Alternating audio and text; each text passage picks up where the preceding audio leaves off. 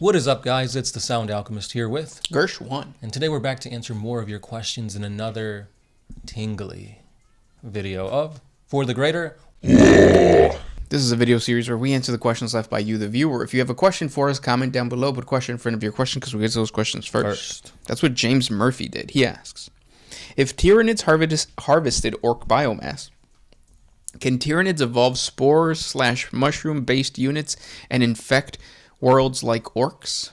Yes. I can see that happening. And a Tyranid orc fusion is the biggest fear that the Imperium is facing right now in the Octavius sector. So this might change later because I think it hasn't been covered by GW. But there was an Inquisitor Cryptman who took the Gene Stealer's DNA, or I think a live Gene Stealer, launched him into the Octavius sector to get the Tyranids to go to the Octavius sector, which was ruled over by the orcs, and that they can fight each other, and the Imperium would be okay. But then what ended up happening is now you have a never-ending war between the orcs and the Tyranids, and the fear is that either they're going to fuse and then become a super predator, or one of them's going to beat the other one but be stronger because of it. Right. So my question to that fusion is it Patara or is it Fusion Dance? Because if it's Fusion Dance, you just got to wait 30 minutes and then they'll go back to Tyranid and Orcs. No, it's the little ring things. Yeah. Dang. So that sucks. Well, I mean, yes and no, because they kind of retconned it. So now only gods stay fused forever. And yeah, they changed that. Oh, wow. Yeah. Wow. So technically Vegito would have diffused by himself. That kills that storyline. It does, yeah. But either way, I saw what Cryptman was trying to do, but I think at the end, they're just gonna be a stronger menace that they're gonna have to deal with. Yep. So it's kind of like you have a leaky pipe and you should fix it, but you just put tape. Yeah. Out of sight, out of mind. Yeah. It would be interesting, though, to see what the Tyranids... Because it has to be the Tyranids that conquer the Orcs in order to have this... Fusion. Yeah, this hybrid. Because if the Orcs beat the Tyranids, they're just going to get stronger because, they've been fighting for a really long time. And the more fighting there is, the bigger... they get. Yeah. And also, Orcs, if they sense another Orc is a little different than they are, they're going to kill them. Mm-hmm. Kind of like chickens. Really? Yeah, there was a video on TikTok, and it showed a fusion between a pigeon and a chicken. Come to find out that it's fake. But normally, if there's if there's a bunch of chickens, the weaker chicken usually gets pecked at until it dies. Mm. And that's just natural selection type of bullshit stuff. Dang, I feel like that's getting hit with a spoon until you die. Yep. That would hurt. Mm-hmm. Well, it depends on how big the spoon is, I guess. Right. And it depends on the sharpness of the beaks. It's true. Next question. Iraq9. Who's the smartest man in the Imperium? Probably Belisarius Call. I was going to say Gilliman, but, you got to be smart to, do all these, technological marvels. Yep. And he's been around for 10,000 years. Gilliman was sleeping for 10,000 years. And he's got clones of himself that can gather other information and all put it into the same mind. Yep. And he's into tentacle porn. Mm-hmm. And his name sounds like Belcalis Almanzar. Who's that? Cardi B. Oh. Belisarius Call. Belcalis. Same person. And this question comes from Loremaster 40K. Would the Emperor kill all of the Ecclesiarchy if he returned, including the Adeptus Sororitas? Because we know in Horus Heresy book series, he hates being seen as a god.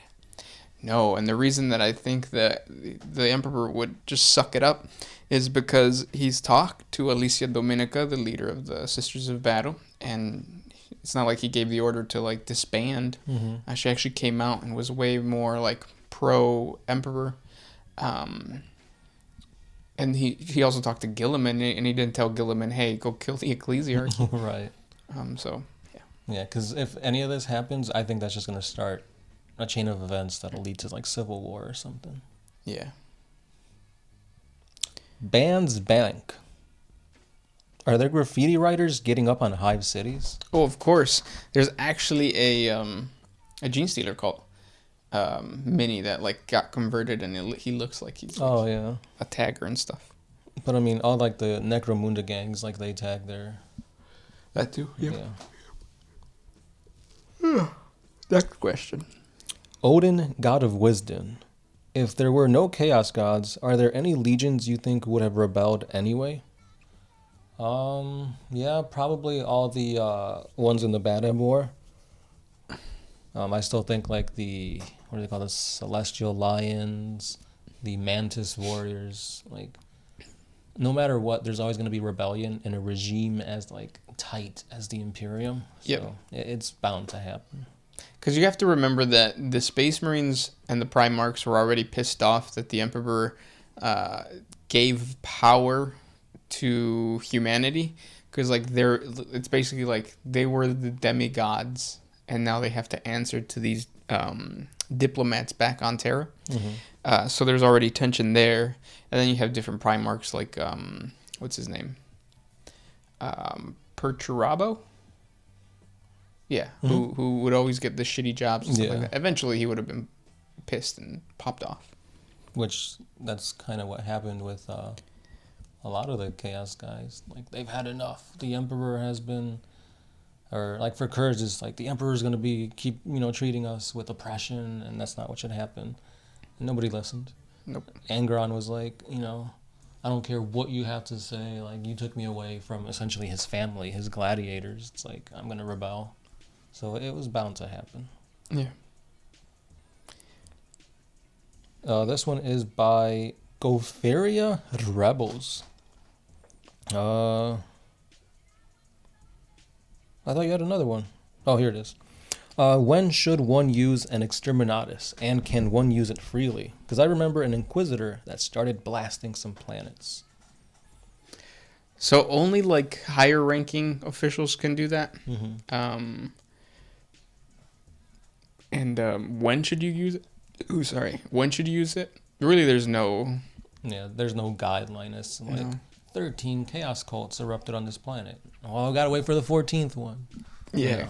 Ooh, burping now. It could be like, well, you guys are losing ground to like a Xenos invasion. There's a toxin that's spreading. One chaos official was found. Like it could be anything. Right. I woke up on the wrong side of the bed. That's enough. Mm-hmm. Next question comes from Furch Bears Gaming. Why is the Sound Alchemist always dressed as if he's freezing, while Gershwin always looks like it's warm on his side of the room? It's because it is. Yeah. I have this really cool like weather climate control thing. Mm-hmm. So it's basically like nice Cancun weather here, and then you walk over there and it's like Colorado mountains. Está frío. Mm-hmm. Brr. Next question. This one's by Tom Donahue. People seem to say that Sanguinius was the best Primarch to lead after Horus, but the books in the series say that Guilliman was the second best Primarch to make worlds compliant and then move on. What rankings would you give all the Primarchs in making worlds compliant from 1 to 18 or 19 for Omegon? I don't think that would be fun for us to go through them. Yeah. I'll give you a top 3. Here you go. Sanguinius, because I mean everybody loved him. Yep. Fulgrim, because he was very charismatic, and like his guide or his desire for perfection, I think would make him pretty good. And I'd probably put Horus at number 3. Yeah. For Imperial compliance, just Imperial compliance, yeah, I think it would be like, maybe not in this order, but like Dorn, Guilliman, and Sanguinius. Yeah, I mean, if you could kind of look at the Imperium Secundus to see like who would be a good leader. Yep. Because I think Sanguinius was nominated for that. Yep. Yeah, and like you had the Lion also push for that, Dorn and Guilliman. So. Yeah. This question comes from Twist Jane. What are your top 5 questions you have had for the Greater WAAAGH? Number 1 is if the crew ate the Emperor. What would happen, or what would the group be? That was pretty good. Number 2 is how much wood would Woodchuck chuck if a woodchuck could chuck wood? trick question. They don't chuck wood. Mm-mm. And then number 3 will probably be, do Space Marines have penises? Yeah. Do Space Marines have balls? Yeah. Can Space Marines reproduce? And then 4th, what is one other 4th? Oh, it's my dog is yellow, fat, yeah. and he eats us, and we go through wacky adventures. Yep, we've read that a couple times. I mean, it's similar to the point where we think we're reading the same thing, but there's a few changes. Yeah. Spinnings. And then, what else? This one. Thank you. This question? Yeah. Yeah. Next question. This one is by Magic Eye. What's beyond the space that 40K takes place in? Is it just leftover planets from when the Tyranids attacked? Another power race that can match the Imperium? What do you think? Well, we already know because like the GW talks about it, and it's the Great Expanse, I think, or like there's something something void. Yeah. And the Silent King has been there, the Tyranids have been there, and the old ones have been there. Mm-hmm. And it's basically just like space. Right. I mean, it's kind of led to believe that there's like planets that have just been devoured, because I mean that's the reason why the Silent King came back and told his all his Tomb Worlds to wake up to take on the Tyranid threat. Mm-hmm. But at the same time, if everything was gone, would that mean that the old ones are also destroyed by the Tyranids? Who knows? Yeah, it's up to interpretation, and it's one of those things where like I want to know, but at the same time I don't. Right, because we talked about that yesterday about the mystery. Mm-hmm. It's better to have mystery than to get answers. Eric Matos Viegas. Are there Chaos Undivided chosen and Single God chosen? Because it seems odd not to have 2 or 3 gods only in power champions. Look like the pretender always gives enough sacrifices to all and succeed, or the same one too. Also, when a champion becomes strong enough, the gods all came at once, and it seems more natural to have like 2 gods bless one champion while the other 2 looks on. No? What's your question? So I think you're getting at like, why is it that you only have like a champion of Khorne, a champion of Slaanesh, but you don't have like a champion of Nurgle and Slaanesh, or like an undivided champion? I think it's because chaos is too chaotic for that. Mm-hmm. So you either have all of them or one of them. Yeah. But I mean, or none. Yeah. But I mean, at the same time, like you could twist it in the lore to have a warband that's dedicated or lean more. It's Chaos Undivided, but it leans more towards like 2 of the 4. And you can always have 2 Chaos warbands fighting together. One could be Necron, or not Necrons, Nurgle and Tzeentch for the same goal, and they're just uniting for that goal. Yep. And the reason why there's no Undivided chosen, because there's no undivided god to bless that chosen. Right. Nothing can choose. Right. This next question comes from Dave the Finder. When you come in to visit the motherland, Mexico, boys. I go every year. It's been a hot minute since I've been. Yeah. It's fun over there. Luciano Quiñones. Does the beanie trigger your astigmatism?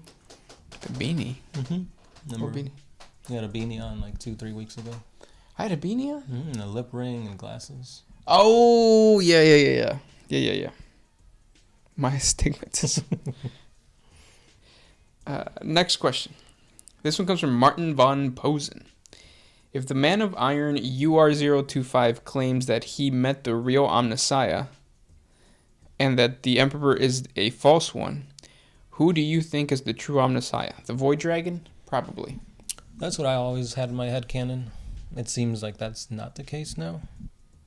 Well, I mean, you could still have a shard, because remember, like, when 2 shards get together, like, they're stronger than the sum of their parts or whatever.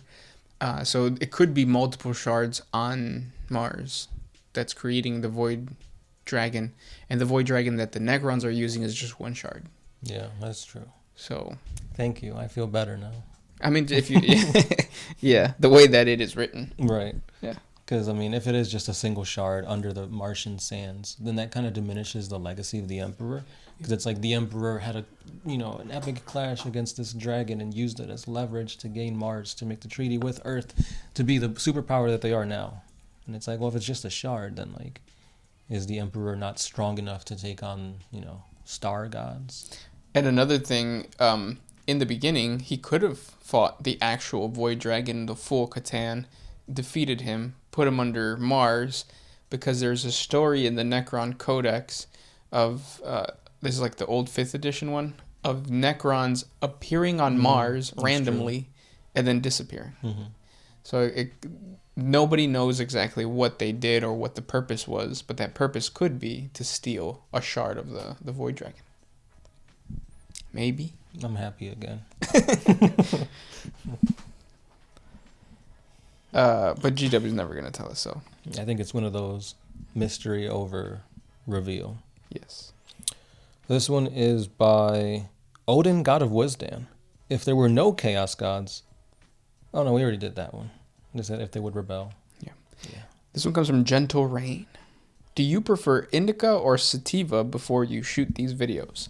I don't know which one's an upper and which one's like mellows you out. So, both. So it's like nothing's happening. A hybrid. But you're like ripping on the inside. Yeah, I like edibles. Edibles are nice because like they just make life better, and they just make you feel like just be better.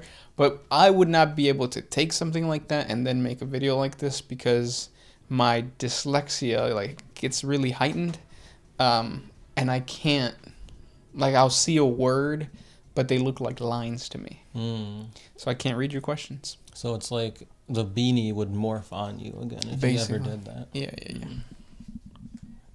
Beanie babies.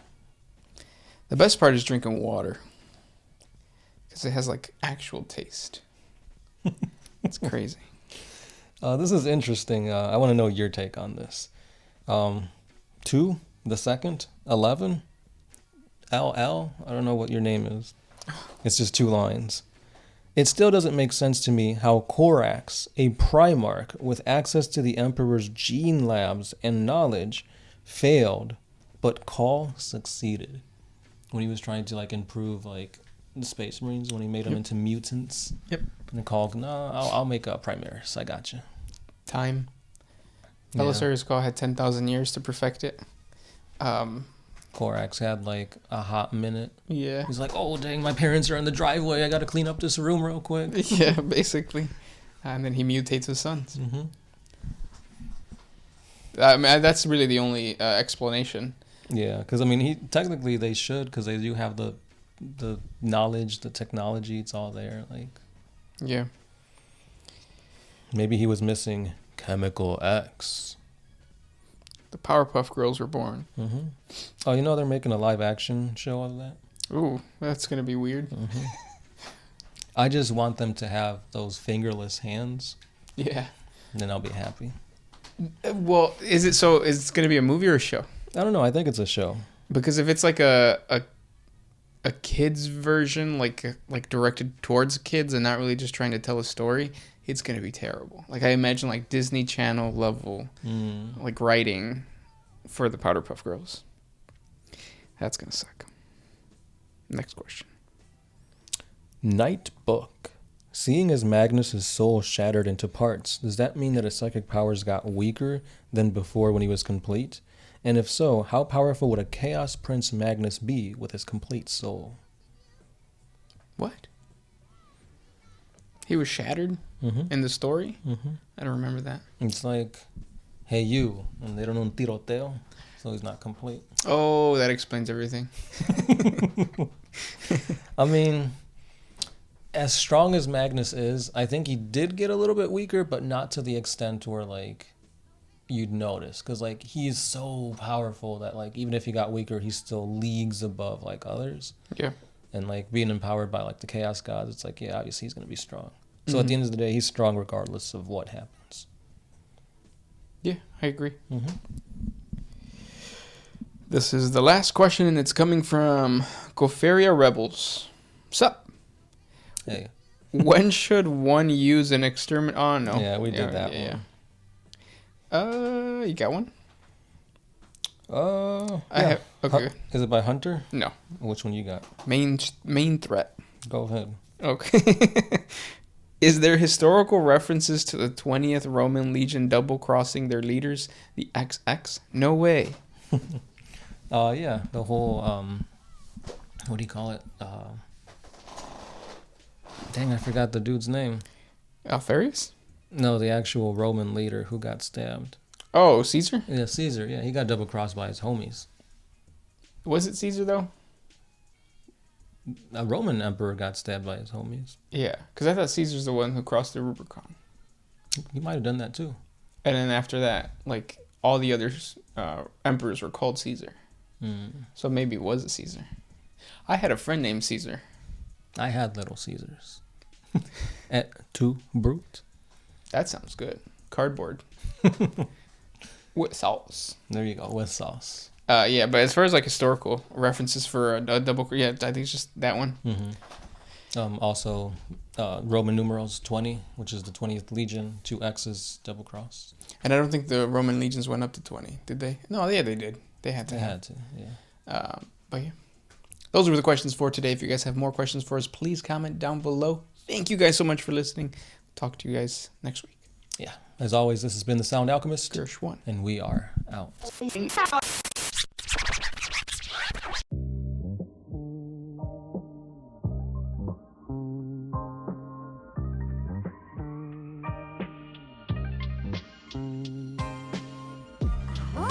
used to put my freedom first in any situation.